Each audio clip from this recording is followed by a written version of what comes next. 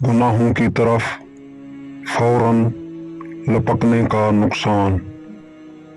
سلیمان بن خالد کہتا ہے، میں نے حضرت امام جعفر صادق علیہ السلام سے اس قول خدا کے بارے میں پوچھا، اور ہم ان کے اعمال کی طرف توجہ کریں گے اور سب اعمال کو اڑتی ہوئی خاک کے ذرے بنا دیں گے۔ سورہ فرقان آیت نمبر 23۔